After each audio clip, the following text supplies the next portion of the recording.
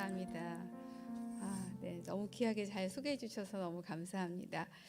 네, 체구는 작지만 네, 잘 굴러다닙니다. 그래서 부천 여성사역 섬기고 있고요. 김상수 담당 목사님은 굉장히 뜨거운 열정과 또 언제나 봬도 멋지신 그런 목사님 뵐 때마다 설레는데, 네, 전에 제가 다른 캠퍼스 있을 때 오셔서 귀한 말씀 전해주셔서 또 그렇게 알고 있고 또 초대해 주셔서 너무 감사합니다. 이진희 목사님과 또 김상수 목사님께 감사드리고요. 저는 사실 33살에 온누리 교회 왔어요. 그 전에는 물론 다른 교회 다녔었지만 또 교회를 떠나 있다 33살에 96년도에 온누리 교회 왔었고요. 그래서 성도로 시작했고 또 사역자로 그리고 이제 교육자로 이렇게 섬기게 됐는데 한 5년 6년 정도 지났죠. 막 계산하고 계시죠? 제 나이 어느 정도인지. 네, 오늘 너무 반갑게 홍민환 권사님, 제가 남양주에서 사역할 때 같이 사역했던 권사님이세요. 이전처럼 똑같으세요. 더 젊어지신 것 같아요. 네, 깜짝 놀랐습니다. 이름 보고 너무 반가웠는데, 네, 감사합니다. 저는 온누리 교회에 처음 와가지고 정말 하나님이, 여러분들도 마찬가지시겠지만 하나님이 나를 인도하셨구나 하는 것을 경험했어요. 왜냐하면 새가족 7주 끝나면서 온누리 교회 소개해 주시는데 선교적 사역 또 평신도 사역에 대해서 말씀하시는데 제가 잊고 있었던 그 부분들을 다시 한번 기억나게 하셨어요. 그래서 온누리 교회에 인도하셨구나, 내가 세상 가운데 그렇게 방황하고 있던 것도 하나님은 알고 계셨구나 하는 것을 다시 한번 깨달았고, 그때부터 이제 교회 몸담고 또 교회에서 예배드리면서 저를 또 다시 회복시키시고 또 이 자리까지 인도해 주셨습니다. 그 후에 저는 이제 서빙고에서 여성사역자로 시작했고 또 남양주에 사역이 시작될 때 저희 목사님하고 같이 가서 또 사역을 시작했고, 그리고 강동 캠퍼스에서 이제 교육자로 시작을 했어요. 목회자로 시작을 하고 또 그 후에 인천 캠퍼스, 지금은 부천 캠퍼스에 있습니다. 그래서 제가 캠퍼스를 좀 많이 다녔죠. 오늘 대전까지 오게 됐는데, 그래서 제가 캠퍼스를 많이 다녀서 자칭 캠퍼스 통이라고 제가 얘기를 하고 다닙니다. 대전에서 이렇게 뵙게 돼서 너무 반갑습니다. 여러분과 함께 이렇게 예배드릴 수 있음이 제게 큰 기쁨입니다. 아멘. 온누리 교회는 다 한 몸이니까요. 제가 와서 예배드리는데 그게 느껴졌어요. 우리가 주님의 몸이고 또 주님을 기다리는 그리스도의 신부이구나 하는 것이 예배드리면서 느껴졌어요. 그래서 그런 마음으로 우리가 어느 곳에서든지 예배 드리면 좋을 것 같습니다. 저는 설교 나눌 때 제일 먼저 가슴에 손을 얹고 고백을 하고 시작을 해요. 가슴에 손을 얹고 한번 고백했으면 좋겠습니다. 나는 하나님의 자녀입니다. 나는 하나님의 자녀입니다. 나는 예수 그리스도로 구원받은 하나님의 자녀입니다. 나는 예수 그리스도로 구원받은 하나님의 자녀입니다. 나는 성령 하나님과 동행하는 하나님의 자녀입니다. 나는 성령 하나님과 동행하는 하나님의 자녀입니다. 나와 내 집은 예수님만 섬기겠습니다. 나와 내 집은 예수님만 섬기겠습니다. 예수님이면 충분합니다. 예수님이면 충분합니다. 아멘. 예수님이면 정말 충분하십니까? 아멘. 네, 이 고백이 우리 가운데 날마다 드려지고 또 그 고백을 주님께서 받으신 줄 믿습니다. 아멘. 오늘은 시편 128편의 말씀으로 여러분과 주님이 주시는 그 축복의 말씀을 나누려고 합니다. 시편은 우리가 아는 것처럼 150편으로 되어 있잖아요. 5권으로 또 나누어서 그렇게 나누어져 있는데, 시편 1편은 우리가 너무나 잘 아는 것처럼 복 있는 사람은 이렇게 시작합니다. 복 있는 사람은 악한 사람들의 꾀를 따라가지 않고 죄인들의 길에 서지 않으며 또 남을 업신여기는 사람들과 자리를 함께하지 않고 오직 여호와의 율법을 즐거워하고 그 율법을 밤낮으로 깊이 생각하는 자로다. 시편이 이렇게 150편으로 복 있는 사람으로 시작하는데 이렇게 150편인 것처럼 저자도 많습니다. 모세에서부터 시작해서 다윗, 또 솔로몬, 또 아삽, 에단, 헤만, 또 고라자손도 이렇게 기록한 자들에 대한 이름들이 나오는데 또 알려지지 않은 저자들로 되어 있는 시편도 3분의 1이나 됩니다. 또 이렇게 시편의 저자가 다양한 만큼 쓰여진 연대도 굉장히 다양하죠.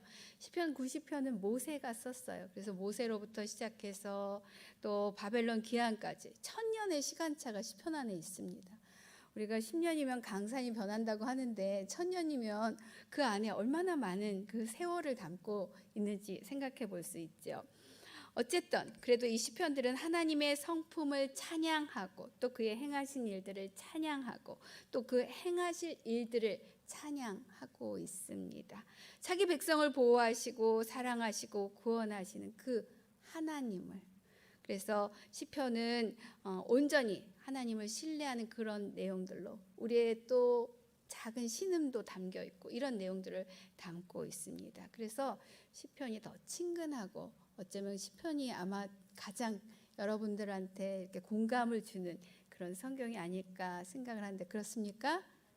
네, 아멘. 대전은 아멘 소리를 잘해 주셔서 너무 감사합니다. 언제든 또 무엇으로라도 또 더욱 주님을 찬양하고 그가 누구신지를 고백하면서 주님과 동행하는 여러분들 되시기를 축원합니다. 아멘. 128편의 그 배경을 잠깐 보면요. 이 128편이 있는 시편이 이제 120편에서 134편까지 이렇게 나눠져서 성전으로 올라가는 노래라는 그런 표제어가 붙어 있습니다. 아마도 이 시들은 이스라엘 어떤 절기 때 성전에서 읽혀졌던 것으로 그렇게 봅니다. 그 중에서 특별히 이 128편은요, 우리 신앙생활에 아주 꼭 필요한 중요한 핵심 진리들을 담고 말하고 있다고 저는 봅니다. 특별히 여호와를 경외하는 사람은 누구나, 그분의 길로 행하는 사람은 누구나 복이 있도다. 네, 누구나 복이 있는데 누구나 복을 받을 수 있는데 그 전제가 무엇입니까? 바로 여호와를 경외하는 것, 여호와를 경외하는 것이라는 말씀을 주고 있습니다. 우리가 오늘 찬양도 불렀지만 여호와를 경외하는 자들에게 바로 주님의 생명이 있다는 것이죠. 그럼 여기에 이제 여호와를 경외함이란 무엇일까? 여기 경외한다는 말은요, 히브리어로 야레라는 말인데요. 야레는 하나님의 그 완전한 영광과 위엄 그 앞에 우리가 고개를 들 수 없어서 정말 이렇게 엎드려져서 죽은 것처럼 되는 것을 얘기하는 것입니다. 출애굽기 3장에 보면 여호와 하나님께서 이제 떨기나무 가운데 모세를 부르시죠. 모세를 부르셔서 모세가 가까이 가는데 떨기나무에 불이 붙었는데 떨기나무가 타지 않는 거예요. 그래서 그것을 확인하려고 더 가까이 가는데 말씀하십니다. 모세에게 더 이상 가까이 오지 말라고, 내가 서 있는 것은 거룩한 곳이니 내 발에서 신을 벗으라, 이렇게 말씀하시지요. 거룩하신 하나님 앞에 세상에 신을 신고 우리는 나갈 수 없는 것입니다. 모세는 하나님 배우기를 두려워서 얼굴을 숨깁니다. 또 이사야 선지자를 보면요, 환상 가운데서 보좌에 앉으신 그 주님을 보게 됩니다. 그의 옷자락이 성전 가득한 것을 보면서 자신은 입술이 부정한 자라고 망하게 되었다고 그의 거룩하심 앞에 이렇게 고백하는 모습이 나옵니다. 그분 앞에서 죽은 것처럼 되는 것, 하나님의 거룩하심과 그 위엄 앞에서 거룩한 두려움을 갖게 되는 것이지요. 그러나 이 두려움은 공포가 아니라 정말 그 두려움, 그 공포로 인해서 오는 그런 두려움이 아니라는 것이죠. 죄인된 우리가 하나님의 거룩함을 대면할 때 갖게 되는 반응인 것입니다. 그렇다면 하나님의 이 거룩하심과 위엄 앞에서 정말 우리가 할 수 있는 것은 무엇일까요? 모세가 고백했던 것처럼, 모세에게 말씀하셨던 것처럼 세상의 신을 벗고 하나님이 하나님 되심을 높이고, 그리고 우리가 누구인지를 고백하고 그리고 그 하나님 앞에 우리의 온 마음과 뜻을 드리는 것, 이것이 바로 하나님을 경외함이라는 것입니다. 전도서에서는요, 하나님을 경외하고 그 명령을 지키는 것이 사람의 본분이라고, 또 우리가 잘 아는 것처럼 성경 곳곳에서 이 하나님을 경외하는 것에 대해서 말씀하시잖아요. 하나님을 경외함이 지식의 근본이다. 여호와 하나님을 경외하는 사람은 하나님의 이름을 높이는 것이고, 또 하나님은 그러한 사람에게, 하나님을 경외하는 사람에게 긍휼을 베푸시겠다고 말씀하십니다. 또 신약에서 보면은요, 하나님을 경외하는 이방인이 나옵니다. 생각나시나요? 네, 고넬료라고. 네, 고넬료를 소개하죠. 예, 사도행전에서 고넬료를 소개하는데, 하나님을 경외한 고넬료는 원래 쉬지 않고 기도하고 구제도 많이 했다고 그렇게 소개하고 있습니다. 이러한 고넬료를 하나님께서는 기억하시고 베드로를 보내셔서 구원의 은혜를 베풀어 주신 것입니다. 잠언 14장 27절에서는요. 여호와를 경외하는 것은 생명의 샘으로 사람을 죽음의 덫에서 건져낸다고, 여호와를 경외하는 것은 바로 생명을 얻는 것임을 말씀하고 있습니다. 그런데요, 우리가 교회에 나와서 예배한다고, 또 주일 성수를 열심히 한다고, 그것이 하나님을 정말 경외하는 것일까요? 그것이 하나님을 경외하는 것일까요?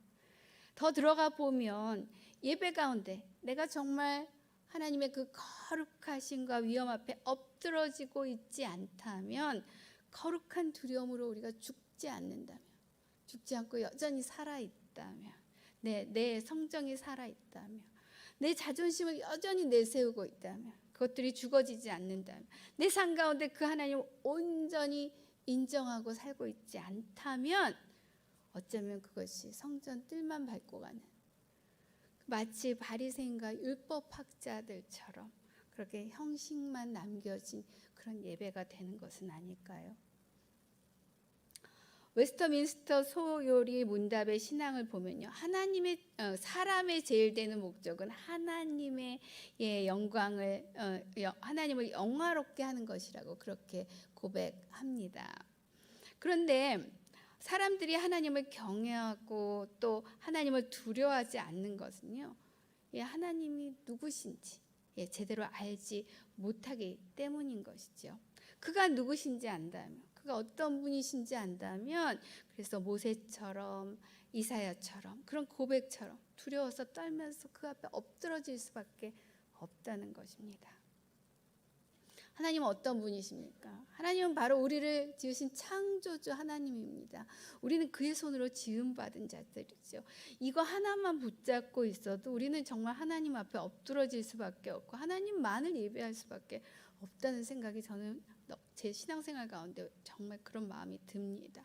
우리가 부르는 찬양 중에 왕이신 나의 하나님, 내가 주를 높이고 이렇게 찬양을 드리잖아요.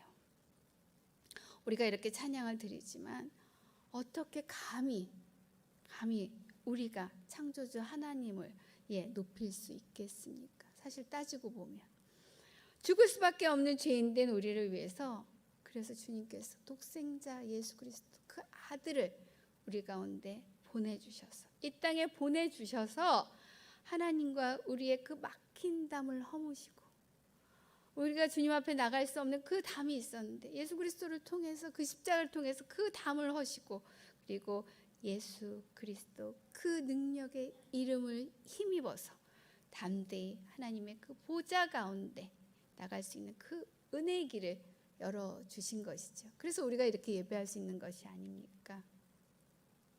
우리를 자녀 삼으시고 하나님을 향한 그 사랑을 찬양할 수 있는 그런 기회를 주신 것이죠.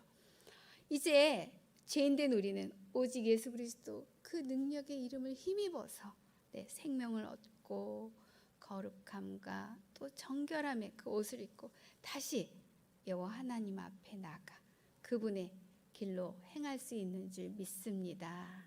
아멘. 경외함은 그래서 창조주 하나님 앞에 나가 바로 피조물인 우리가 드릴 수 있는 찬양이고 삶인 것입니다. 하나님 앞에 이렇게 날마다 나가서 이렇게 찬양과 삶을 드리는 여러분들 되시기를 다시 한번 축원합니다. 아멘. 시편으로 돌아가서 여호와를 경외하는 사람, 그분의 길로 행하는 사람이 받는 복이 시편 128편에 나오는데요. 우리 한번 1절, 2절 같이 읽겠습니다. 여호와를 경외하는 사람은 누구나, 그분의 길로 행하는 사람은 누구나 복이 있도다. 내가 내 손으로 수고한 것을 먹을 것이요 내가 행복해지고 잘 되리라. 아멘. 여호와를 경외하는 자에게 주시는 첫 번째 복은요, 손에 수고한 대로 복을 받는다는 것입니다. 손에 수고한 대로 받는 축복. 다시 말해서 일한 대가를 얻는다는 것입니다. 당연한 것 같지만 수고하고도 그 대가를 얻지 못하는 경우가 얼마나 많습니까? 열심히 일했는데, 내가 열심히 정말 이 회사를 위해서 일했는데 어느 순간 회사가 갑자기 어렵게 되고 망해버리고 또 임금도 제대로 받지 못하고, 하는 일마다 내가 열심히 일했는데 하는 일마다 요즘 말로 엎어지고 점점 어려워지고, 그러다 보면 어느 사이에 우리 안에 원망도 싹 들 수 있고요, 분노도 쌓일 수 있고요, 또 억울함이 쌓이고, 그러다 보면 우리는 절망하게 되는 것이죠. 반대로 수고하지 않았는데도 거저 얻어지는 경우도 있어요. 좋을 것 같죠, 그런 경우 있으면. 어려서 그런 생각한 적이 있어요. 공부는 열심히 안 하고 밤에 자는데 꿈속에 시험 문제와 답이 싹 지나가면 그래서 좋은 결과를 얻으면 좋겠다. 시험 때가 되면 한 번씩 우리 자녀들도 그런 생각 한다고 하더라고요. 그런 생각 한 적이 있어요. 요즘 젊은이들 사이에 로또가 유행이죠. 로또 사는 거 좋아하더라고요. 저희 동네에 이렇게 줄을 엄청 많이 쓴 데가 있어서 뭐 때문에 섰나 궁금하잖아요. 가까이 가서 보니까 로또가 잘 당첨되는 판매대예요. 그래서 줄이 정말 끝도 없이 섰어요. 지나갈 때 나도 한 장? 뭐 이런 생각도 한번 해본 적이 있으나 그 유혹을 물리치고 지나갔습니다. 코로나19로 얼마나 어려운 시간을 우리가 보내고 있습니까? 여러분들 참으로 어려운 시간 보내고 계시잖아요. 저희가 벌써 2년 이상의 시간을 보내고 있어요. 일하고 싶어도 일하기 어려운 상황들까지 펼쳐지고, 성경은 땀 흘려 수고한 대가를 얻는 것이 복되고 형통한 것이라고 말하고 있습니다. 일하는 일터에서 정당한 수고의 대가를 받게 되시기를 축원합니다. 일터가 필요한 사람들에게는요, 일터를 주시는 그런 복이 여러분 가운데 있기를 축원합니다. 여러분 손이 수고한 대로 결실을 얻는 그 복이 여러분 가운데 있기를 축원합니다. 아멘. 3절 읽겠습니다. 내 안에는 내 집안 곳곳에서 열매 맺은 포도나무 같겠고 내 자식들은 올리브 나무들처럼 내 식탁 주위에 둘러 앉으리라. 두 번째 축복은요, 가정의 축복입니다. 공동체의 축복이 있다는 것입니다. 내 안에는 내 집안 곳곳에서 열매 맺은 포도나무 같겠고 내 자식들은 올리브 나무들처럼 내 식탁 주위에 둘러 앉으리라. 포도나 올리브 나무나 열매가 주렁주렁 열리는 나무잖아요. 포도나무나 올리브 나무들은요, 당시 이스라엘 사람들에게서는 없어서는 안 되는 너무나 친근한 그런 나무이기도 하고요. 그것의 수확, 좋은 수확은 바로 축복을 상징하는 것이죠. 여호와를 경외하는 사람은, 그분의 길로 행하는 사람은 가정에서 남편은 제사장으로, 아내는 돕는 배필로, 또 자녀들은 자신에게 맡겨진 일을 잘 감당하는 이 가정의 축복이 있다는 것입니다. 자녀들은요, 올리브 나무들처럼 내 식탁 주위에 둘러 앉으리라고 했는데요. 준비하면서 그런 생각을 했어요. 요즘 자녀들과 함께 식탁에 둘러 앉아서 이 식사하는 것이 그렇게 쉬운 것만은 아니잖아요. 아이들도 크면 바로 나가려고 하고, 이 부모 손에서 자꾸 떨어져 나가려고 하는데, 이렇게 정말 자녀들과 가족들이 모여서 식탁에 앉아 있다는 것은 축복을 얘기하는 거예요.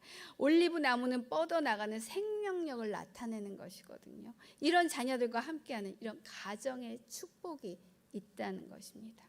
우리에게 무엇보다 큰 축복, 그런데 무엇보다 큰 축복은 우리의 자녀가 정말 하나님의 자녀로 사는 것이 아니겠습니까? 여러분의 자녀가 정말 하나님을 온전히 경외하는 자녀로 그렇게 자라기를 축원합니다. 아멘.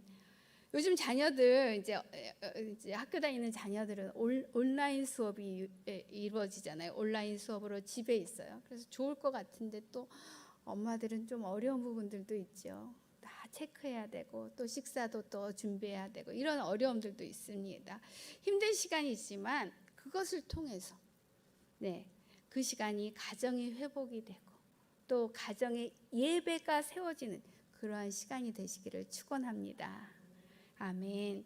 특별히 우리가 그러한 자녀들 위해서 기도해야 하는 것이죠. 물론 기도하고 계시지만 우리의 자녀가 정말 하나님을 경외하는 자녀로 살아가도록, 세상의 길을 따라가는 것이 아니라, 정말 그 악한 길을 따라가는 것이 아니라, 죄인의 길을 따라가는 것이 아니라, 오만한 길을 따라가는 것이 아니라 정말 하나님의 길을 따라가는 그 좁은 길이 될지라도 온전히 하나님을 경외하는 자로 살아갈 수 있도록 우리가 우리의 자녀를 지금의 모습뿐만 아니라 하나님이 주신 그 약속을 붙잡고 미래에 주님께서 행하실 그 일들을 기대하며 기도하고 주님께 온전히 맡길 때 우리의 자녀들 주님께서 책임지실 줄 믿습니다.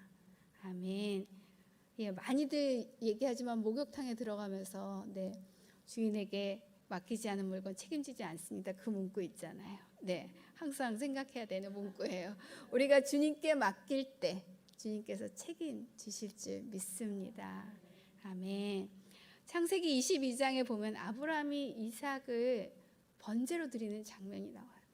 참 그 22장을 읽을 때마다 거기에 머무르게 됩니다. 정말 이게 가능할까? 아브라함에게 이삭은 어떤 아들입니까? 그런데 그 아들을 맡기는 것이 가능할까? 이렇게 아브라함이 이삭을 번제로 드린 같이 믿음으로 맡길 때 주님은 우리의 자녀들을 책임지시고 또 함께 하실 줄 믿습니다. 아멘. 사실 우리의 자녀들이 살아갈 그 시대는요, 정말 어려운 시대라는 것을 우린 다 알고 있습니다. 예측할 수 있잖아요. 그래서 더욱 이런 영적 훈련이 우리의 가정 안에서 이루어져야 합니다. 우리의 자녀가 하나님의 언약 안에 있는 이 축복의 자녀인 것을 선포하면서 우리가 우리의 자녀들을 보면서 지금의 모습뿐만 아니라 미래의 모습, 주님의 눈으로 봐야 돼요. 때로는 그게 필요하죠. 그래서 믿음의 눈으로 보면서 기도하고 자녀들을 온전히 주님께 맡길 때 주님께서 온전히 책임져 주실 줄 믿습니다.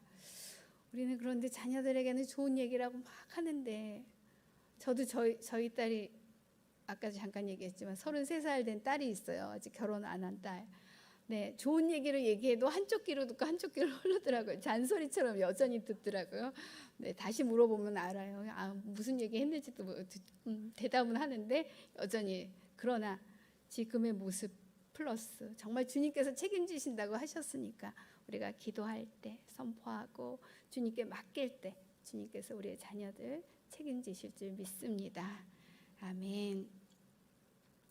우리의 역할은요, 그래서 우리가 먼저 하나님 앞에 하나님을 경외하는 자로 그분의 길로 행하는 사람으로 서는 것입니다. 그래서 이렇게 예배하는 것이고요. 그래서 우리가 예배하는 그 모습을 우리 자녀들이 보고 믿음의 전수가 일어날 수 있는 것이죠. 우리가 약속의 말씀을 붙잡고 하나님을 경외하며 그분의 길을 따라갈 때 믿음의 가정을, 믿음의 공동체를 하나님께서 아름답게 세워가실 줄 믿습니다. 내 아내는 내 집안 곳곳에서 열매 맺은 포도나무 같겠고 내 자식들은 올리브 나무들처럼 내 식탁 주위에 둘러 앉으리라. 여러분의 가정과 또 공동체의 아름다운 열매들을 풍성히 맺히는 그러한 복이 여러분 삶 가운데, 여러분 가정 가운데 있기를 축원합니다. 아멘. 우리 5절 읽겠습니다. 여호와께서 시온에서 내게 복을 주시리라. 너는 평생도록 예루살렘이 잘 되는 것을 보리라. 세 번째 축복은요, 예배의 축복입니다. 시온은 하나님의 성전이 있는 곳이지요. 시온은 또 하나님의 임재를 상징합니다. 예루살렘이 잘 되는 것, 예루살렘은 하나님의 공동체를 상징적으로 나타냅니다. 여호와 하나님을 경외하는 사람은 하나님의 교회, 하나님의 공동체의 나라가 회복되는 것을 보게 된다는 것입니다. 이 얼마나 놀라운 축복입니까? 우리가 예배할 때, 우리의 마음을 주님 앞에 확정하고 나갈 때 하나님의 통치가, 주님의 나라가 우리 가운데 임하고 회복되는 줄 믿습니다. 여호와를 경외하는 사람은 하나님의 임재를 경험하고 그리고 하나님 나라의 회복을 보게 될 줄 믿습니다. 시온에서 예루살렘의 회복을 보는, 하나님 나라의 회복을 보는 이 예배의 축복을 누리는 여러분 되시기를 축원합니다. 아멘. 6절입니다. 같이 읽겠습니다. 내 자식의 자식들을 보기까지 하리라. 이스라엘의 평화가 있기를. 네 번째 축복은요, 평화의 축복입니다. 자식의 자식을 본다는 것은요, 번성하고 장수하는 축복을 말합니다. 더 나아가 믿음의 기업을 이루고 하나님의 평화를 누리게 된다는 것입니다. 평화라는 것이 무엇입니까? 우리가 세상에서도 평화를 얘기해요. 그러나 우리가 다시 한번 이 평화의 의미를 깨달아 알아야 합니다. 이 히브리어로 샬롬이잖아요. 우리 너무 잘하잖아요. 샬롬. 옆에 계신 분하고 한번 샬롬 인사 한번 해보세요. 샬롬, 샬롬이 임할 수 있도록 담아서 주셔야 돼요. 그냥 아이들 말로 영혼 없이 이렇게 샬롬하면 안 되고요. 샬롬, 이렇게 진짜 샬롬이 임한 줄 믿습니다. 헬라어로는 에이레네예요. 그렇죠. 평화는 완전함, 조화, 번영, 충만함 뜻을 갖고 있어요. 이스라엘 사람들을 만날 때마다 이렇게 샬롬 그렇게 이스라엘 사람하고는 안 해봤지만 한다고 합니다. 이스라엘 백성들의 평화는 정말 하나님이 주시는 축복이기 때문에 그것을 나누는 것입니다. 또 다른 의미로 보면 중요한 의미인데요. 평화는요, 하나님과의 좋은 관계, 회복된 관계를 얘기하고요. 이것이 다른 사람에게까지 미치는 상태를 얘기하는 거예요. 그래서 이 평화는 바로 예수 그리스도가 이루신 것이죠. 예수님께서 십자가로, 우리를 위해서 지신 그 십자가로 성소의 휘장이 찢어지고 우리가 하나님 앞에 나갈 수 있도록 그 막힌 담을 허무셔서 하나님과의 관계가 회복되고 그것을 통해서 또 다른 이웃과의 관계가 회복되는 것, 그것이 바로 평화를 이루신 것입니다. 그래서 예수님은 말씀하시죠. 화평케 하는 자는 복이 있다. 그들이 하나님의 아들이라고 일컬음 받을 것이라고 그렇게 말씀하셨습니다. 하나님과의 화해로부터 시작해서 사람과의 평화를 이루는 것, 그 십자가가 그것을 이루신 것입니다. 그래서 요한복음을 보면 예수님은 이제 십자가에 죽으시고 부활하셔서 승천하시기 전에 부활하고 오셔서 제자들을 만나고 얘기하세요. 제자들을 향해서 평강이 있을지어다, 평화가 있을지어다. 이제 요거는 해석에 따라서 그 우리나라 말로 평화, 평강 이렇게 한 데가 많은데 평화가 있을지어다 이렇게 말씀하십니다. 이것은요, 제자들에게 물으시는 거예요. 내가 십자가에서 이룬 그 평화가 너희 가운데 있다는 것을 너희가 깨닫고 알고 있느냐? 그것을 너희가 이루고 있느냐? 이렇게 물으신 것입니다. 이 평화는 바로 예수님이 함께 하실 때 성령 안에서 우리가 누릴 수 있는 평화인 줄 믿습니다. 예수님께서는 이 평화를 위해서 이 땅에 오셨고 그리고 평화를 전하셨고요. 그리고 평화를 이루시는 그 삶을 사셨습니다. 예수님이 이루신 평강이 여러분 삶 가운데 충만하시기를 축원합니다. 아멘. 잠언에서는 여호와를 경외하는 것이 지혜의 근본이라고 그렇게 말씀하시죠. 이 지혜는 바로 여호와 하나님을 경외하는 것으로부터 시작된다는 것이고요. 근본이라는 것은 무엇입니까? 나무의 뿌리와 같은 것이라는 의미입니다. 나무 우리가 아는 것처럼 나무의 뿌리가 든든하게 내려져 있어야지 비바람에도 흔들리지 않고 그 나무가 서 있는 것입니다. 여름에 한번 폭풍이 지나가고 나면 쓰러진 나무도 있고 서 있는 나무도 있어요. 뿌리가 든든한 나무는 결코 쓰러지지 않고 그 폭풍을 견딘다는 것입니다.